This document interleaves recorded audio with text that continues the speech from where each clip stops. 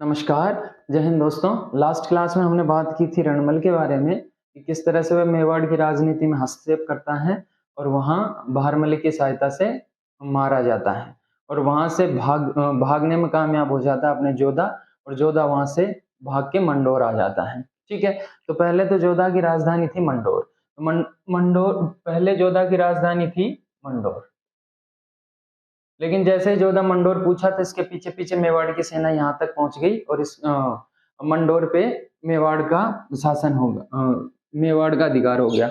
लेकिन इसकी बुआ थी कौन? हंसाबाई।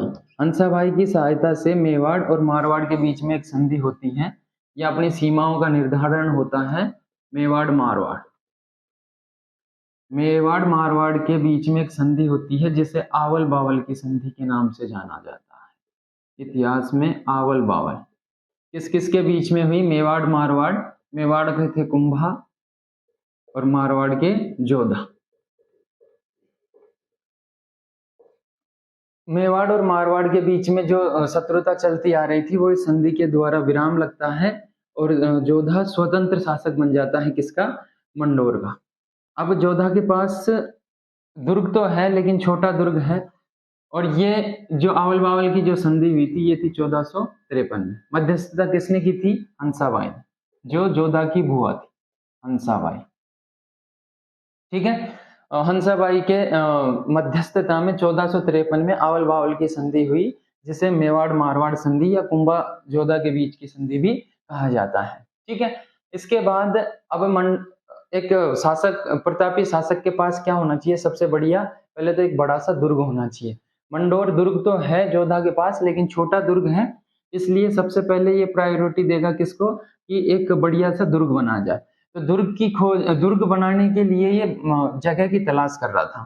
तो एक जगह ये पहुंचता है जहां पे एक बाबा जी थे, चिड़ियानाथ।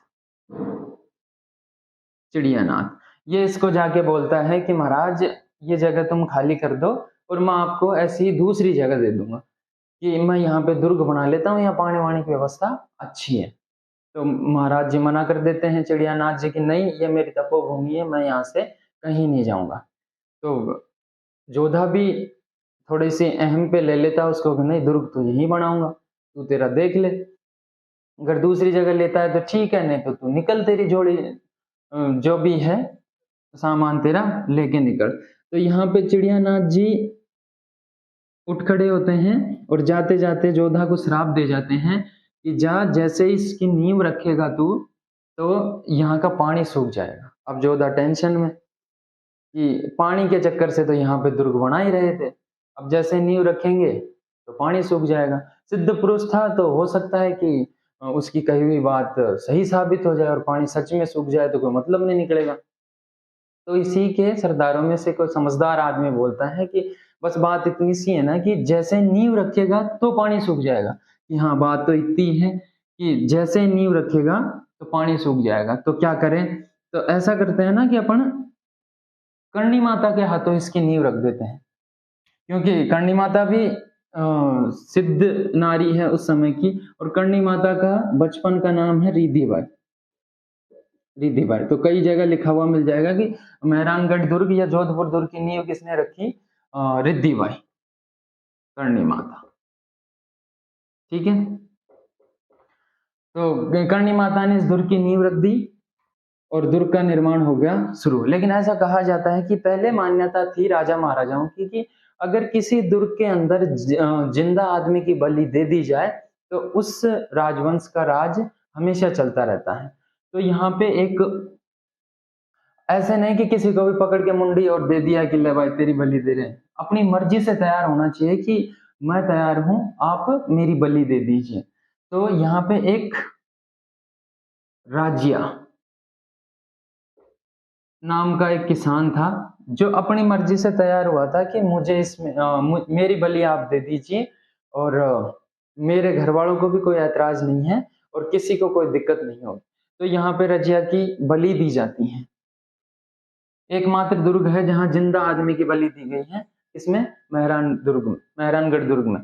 तो इसकी बलि के उपलक्ष्य में मेहरानगढ़ दुर्ग में इसके परिवार को एंट्री थी, वो कभी भी आ जा सकते हैं और इसको इसके घर वालों को और भी अदर जैसे छोटी मोटी जगह दान में दे दी गई थी। ठीक है, तो मेहरानगढ़ चिड़ियानाथ के कारण ही इसका नाम क्या पड़ गया इस पहाड़ी का, चिड़िया टूप। ठीक है, कौन से दुर्ग की नींव रखी थी, मेहरानगढ़, मेहरानगढ़, मेहरानगढ़ दुर्ग की नींव रख दी। ठीक है, तो तैयार हो गया करणी माता। इसी के अंदर सबसे पहले क्या राजा महाराजा अपनी इष्ट का अपनी इष्ट देवी का मंदिर बनवाएंगे, तो इसमें बना हुआ है किसका, नागणीची माता, नागणीची माता का मंदिर। ठीक है, और पीछे थोड़ा सा अपन पीछे जाएंगे तो यहाँ पे बना हुआ है चामुंडा माता। और 2008 में इस मंदिर में भगदड़ में कई लोगों की मौत हुई थी। तो कौन सी समिति का गठन किया गया, जसराज आयोग, कि किस वजह से ये हुई थी। और अगर इसके बारे में और थोड़ी जानकारी हो तो इसमें 1857 की क्रांति के दौरान बारूद में आग या बम फट गया था, जिसके कारण मेहरानगढ़ दुर्ग पे क्या आ गए थे, जोधपुर पे क्या आके गिरे थे, बड़े बड़े पत्थर। ठीक है, तो मेहरानगढ़ दुर्ग की नींव रख दी कब, 1459 में। 1459 में करणी माता के हाथों नींव रखवा दी जोधा ने। ठीक है, करणी माता के हाथों चिड़ियानाथ के कारण चिड़िया टूप पहाड़ी इसे कहा जाता है। अब सुनो, इसको कहा जाता है, इस दुर्ग के बारे में कहा जाता है कि इसे परियों ने, इसका निर्माण किसने किया है, स्वर्ग की परियों, स्वर्ग की परियों ने निर्माण किया है इस दुर्ग का, परियों ने निर्माण। ठीक है, मेहरानगढ़ क्यों ऐसा कहा जाता है कि मयूर के पंख के समान, मोर के पंख के समान इसकी आकृति है इस दुर्ग की, इसलिए इसे मेहरानगढ़ दुर्ग का नाम दिया गया। ठीक है, जोधा 1438 में शासक बनता है, मंडोर पे अधिकार करता है। पहले राजधानी कौन थी, मंडोर। मेवाड़ मारवाड़ संधि होती है कुंभा और जोधा के बीच में, जिसे आवल बावल की संधि के नाम से जाना जाता है। ठीक है, चिड़ियानाथ को इस पहाड़ी से हटाकर और मेहरानगढ़ दुर्ग की नींव रखी जाती है, किसके द्वारा, करणी माता के द्वारा। ठीक है, नागणेची माता और चामुंडा माता का इसमें मंदिर है। चामुंडा माता के मंदिर में 2008 में भगदड़ मची, जिसके कारण किसी आयोग का गठन किया गया, जसराज आयोग का। ठीक है, और करणी माता का बचपन का नाम क्या था, रिद्धि बाई। ठीक, और ऐसा कहा जाता है इस दुर्ग के बारे में कि स्वर्ग की परियों के द्वारा इसका निर्माण किया गया है। रजिया नाम के किसान की बलि दी गई, एकमात्र ऐसा दुर्ग है जिसके अंदर जिंदा आदमी की बलि दी गई। ठीक है, और जोधा ने क्या किया, सबसे पहले सामंत प्रथा, सामंत प्रथा, सामंत प्रथा का वास्तविक संस्थापक, सामंत प्रथा का वास्तविक संस्थापक किसे कहा जाता है, वास्तविक संस्थापक किसे कहा जाता है, जोधा का। और ओझा मानते हैं कि मारवाड़ का सबसे शक्तिशाली राजा, सबसे शक्तिशाली राजा कौन बना, जोधा। ठीक है, ये बातें थी अपने जोधा के बारे में। जोधा ने जोधपुर बसाया, 1459 में जोधपुर दुर्ग की नींव रखी, जिसे मेहरानगढ़ चिड़िया टूप पहाड़ी पर स्थित है। मयूर पंख के कारण जसराज आयोग, जो अगर ध्यान रहे तो ठीक है, नहीं तो कोई दिक्कत नहीं है। नागणेची माता अपनी इष्ट देवी का मंदिर इसमें है। और आवल बावल की संधि कई बार पूछ लेते हैं, तो ध्यान रखना, आवल बावल की संधि 1453 में मेवाड़ मारवाड़ के बीच में सीमाओं का क्या हुआ, बंटवारा हुआ। ठीक है, और ये क्वेश्चन भाई शायद पिछले एग्जाम में भी पूछा था कि कौन से दुर्ग के बारे में कहा जाता है कि इसका निर्माण परियों के द्वारा किया गया। तो परियों के द्वारा निर्माण किस दुर्ग का माना जाता है, मेहरानगढ़ दुर्ग का। ठीक है, सामंत प्रथा का वास्तविक संस्थापक किसे कहा जाता है, जोधा को। रणमल का पुत्र था जोधा, 1438 में राजगद्दी पे बैठता है, और फिर बाद में ये जोधपुर को अपनी राजधानी बनाता है, मंडोर से। हंसाबाई की मध्यस्थता में आवल बावल की संधि कुंभा और जोधा के बीच में होती है।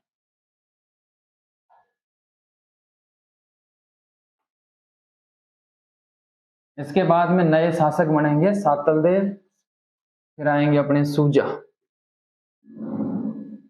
नए शासक बनेंगे सातल देव, जोधा के बाद में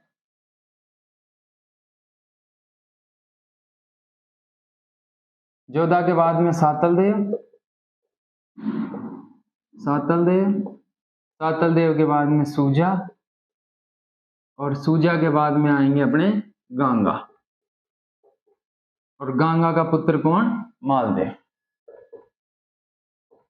जोधा के बाद में सबसे ज्यादा प्रतापी कौन है? अपने मालदेव। तो इनकी एक एक बात। सातल देव के बारे में एक चीज वर्णित है कि अजमेर का सूबेदार, अजमेर का सूबेदार कौन था? मल्लू खां। सूबेदार मल्लू खां, मल्लू खां का सेनापति, मल्लू खां का कौन था?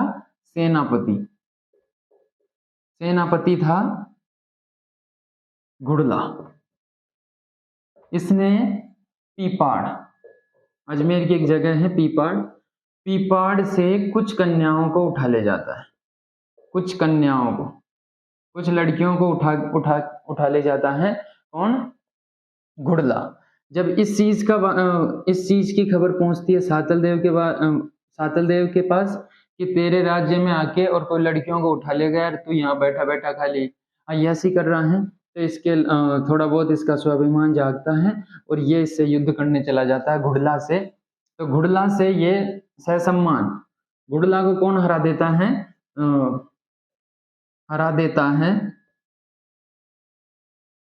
सातल देव, घुड़ला को हरा देता है और यहाँ से सभी कन्याओं को सुरक्षित वापस ले आता है, सभी को सुरक्षित वापस ले आता है। इन कन्याओं को तो लाया जो लाया, साथ में ब्याज के तौर पर ये लाया किसको? घुड़ला की जो लड़की थी, घुड़ला की लड़की, घुड़ला की लड़की को भी उठा लाया साथ में, जिसका नाम था गिंदोली, गिंदोली। ठीक है। और इस गिंदोली ने सातल देव से रिक्वेस्ट की कि एक छोटा सा काम मैं भी करूंगी कि मैं मेरे पिताजी की याद में एक नृत्य शुरू करना चाहती हूँ, जिसे कहा जाता है अपने घुड़ला नृत्य, घुड़ला नृत्य, जो अपने जोधपुर में फेमस है। घुड़ला नृत्य किसने शुरू किया? गिंदोली ने। गिंदोली कौन थी? घुड़ला की पुत्री। ठीक है। और ये घुड़ला नृत्य कब किया जाता है? ये आता है अपने चैत्र कृष्ण अष्टमी, चैत्र कृष्ण अष्टमी को घुड़ला नृत्य किया जाता है। और ध्यान रखना, ये अपने हिंदी वर्ष के नाम याद होने चाहिए। कोई नहीं पूछेगा तुमसे कि जनवरी, फरवरी, मार्च, अप्रैल, मई, जून, जुलाई, अगस्त, सितंबर, दिसंबर कब आता है, लेकिन ये जरूर पूछता है कि चैत वैशाख। जैसे पूछ लिया कि हिंदू नववर्ष का पहला माह कौन सा होता है, तो उस समय तुम्हें जनवरी नहीं, तुम्हें चैत ही बताना पड़ेगा, चैत। तो ये बिल्कुल याद होना चाहिए, चैत्र, बैसाख, जेठ, साठ, सावन, भादो, आश्विन, कार्तिक, मंगसर, पौष, माह और फागुन। ठीक है। और अपना अंतिम त्योहार होता है होली, जो फागुन में होता, जो होली कब मनाई जाती है? फागुन में। होली, होली कब आती है? फाल्गुन में, फाल्गुन शुक्ल पूर्णिमा को, होली पूर्णिमा को आती है ना, तो शुक्ल पूर्णिमा को। अब देखो अगले दिन क्या होती है? धुलंडी। धुलंडी चैत्र एकम। ठीक है। चैत्र एकम को क्या आती है? धुलंडी। लेकिन अपना नववर्ष यहाँ नहीं मनाया जाता, हम मनाएंगे इसके 15 दिन बाद, क्योंकि अपने हिंदू धर्म में यह माना जाता है कि जो कृष्ण पक्ष है वो काला पक्ष है, इसलिए हम जो भी शुरुआत करते हैं वो उजाड़े में करते हैं। जो शुक्ल पक्ष अपना उजाड़ा माना जाता है तो अपन उजाड़े में करते हैं, इसलिए धुलंडी के 15 दिन बाद चैत्र, ये तो कृष्ण अष्टमी कृष्ण को आती है, कृष्ण एकम को, चैत्र शुक्ल एकम को हम क्या मनाते हैं? अपना नववर्ष। ठीक है। तो ये बात थी सातल देव के बारे में। अजमेर का सूबेदार मल्लू खां का सेनापति कौन? घुड़ला। पीपाड़ से कुछ लड़कियों को उठा के ले जाता है, सातल देव उनको छुड़ा के लाता है और साथ में इसकी पुत्री गिंदोली को लेके आता है और गिंदोली अपने पिताजी की याद में एक नृत्य स्टार्ट करती है जिसे घुड़ला नृत्य कहा जाता है। घुड़ला नृत्य कब किया जाता है? चैत्र कृष्ण अष्टमी को अपने क्या होता है? घुड़ला नृत्य होता है, ठीक है। और गिंदोली घुड़ला नृत्य, ठीक है, ये चीज ध्यान रखना। अपने जो लोकगीत हैं उसके अंदर भी गिंदोली का क्या है? उल्लेख मिलता है, लेकिन अपन जानते नहीं कि गिंदोली थी कौन। तो गिंदोली थी घुड़ला की पुत्री, ठीक है। तो इन्होंने अपने पिताजी की याद में कौन सा नृत्य स्टार्ट किया था? घुड़ला नृत्य स्टार्ट किया था, ठीक है। इसके बाद में आएगा सूजा। सूजा की कोई खास बात है नहीं। बीकानेर के शासक बीका ने सूजा पे अटैक किया था, ठीक है। और सूजा के बाद में आएगा गांगा। इतिहास में एक एक दो दो बातों का इनका वर्णन है जिनकी हम चर्चा कर लेते हैं। सातल देव के बाद में सूजा, लेकिन ये क्रम ध्यान रखना कई बार, क्योंकि अब क्वेश्चन बचते कहाँ हैं, तो क्वेश्चन यही पूछ लेता है सीधा सीधा कि इसके बाद में कौन शासक बना, ठीक है। तो इसके बाद में हम बात करेंगे, सातल देव के बाद में आया सूजा। सूजा की कोई खास बात है नहीं। सूजा के बाद में आता है गांगा। गांगा का पुत्र कौन? मालदेव, ठीक है। गांगा ने ही कुंभा की सहायता करने के लिए, खानवा के युद्ध में कुंभा की सहायता करने के लिए किसको भेजा था? मालदेव को। मालदेव इस समय क्या है? राजकुमार। राजकुमार मालदेव को भेजा था कुंभा की सहायता करने के लिए, कहां पे? खानवा के युद्ध में, ठीक है। और मालदेव एक दिन, ऐसा कहा जाता है, अलग अलग इतिहासकारों के द्वारा अलग अलग मत हैं कि गांगा नशे की हालत में एक दिन खिड़की में खड़ा था और वहां से गिर गया और इसकी हो गई मृत्यु। लेकिन ये बात, ये तथ्य कहाँ तक सत्य है, इसका कोई प्रमाण नहीं है। कुछ इतिहासकार कहते हैं कि मालदेव ने गंगा की हत्या कर दी, चरण स्पर्श करने के बहाने झुका था नीचे और वहीं से दे दिया इसको धक्का, और गंगा जी क्या हो गए? खत्म। गंगा जी की मृत्यु के बाद में नया शासक कौन बनेगा? अब मालदेव। और मालदेव भाई बहुत प्रतापी शासक है। अगर जोधपुर की हम बात करें मारवाड़ राजवंश में, तो जोधा, मालदेव और रणमल, ये 4-5 शासक है जिनके बारे में तुम्हें पता होना जरूरी है, या इनके बारे में, चंद्रसेन के बारे में याद करना ही पड़ेगा तुमको, क्योंकि क्वेश्चन लगभग यहीं से पूछा जाता है, ठीक है। अब मालदेव के बारे में चर्चा करेंगे हम नेक्स्ट क्लास में, क्योंकि मालदेव बड़ा पोर्शन है, इसके बारे में हर छोटी बड़ी सारी चीजों के बारे में बात करनी पड़ेगी, ठीक है। तो आज हमने बात की जोधपुर, मेहरानगढ़ दुर्ग बनाया, जोधा ने स्थापना की करणी माता के द्वारा, करणी माता ने क्या रखी? नींव। इसके बाद में आया सातल देव। सातल देव घुड़ला नृत्य। उसके बाद सूजा, गंगा। गंगा की हत्या कर दी किसने? मालदेव ने। और मालदेव मारवाड़ का पहला पितृहंता, या पितृहंता की उपाधि मारवाड़ में किसको मिली? मालदेव को, ठीक है। इसके बाद बात करेंगे नेक्स्ट क्लास में। इससे संबंधित जो भी क्वेश्चन हो तुम्हारे, या जो क्वेश्चन आए हुए हैं पिछले एग्जाम में, वो तुम्हें वीडियो के डिस्क्रिप्शन में मिल जाएंगे, और वीडियो के डिस्क्रिप्शन में आपको टेलीग्राम चैनल पे मिल जाएगा, जहाँ पे ये PDF वगैरह सब कुछ मिल जाएगी इसकी। तो आप टेलीग्राम चैनल ज्वाइन कर लें और साथ के साथ पढ़ते रहिए। Okay, thank you.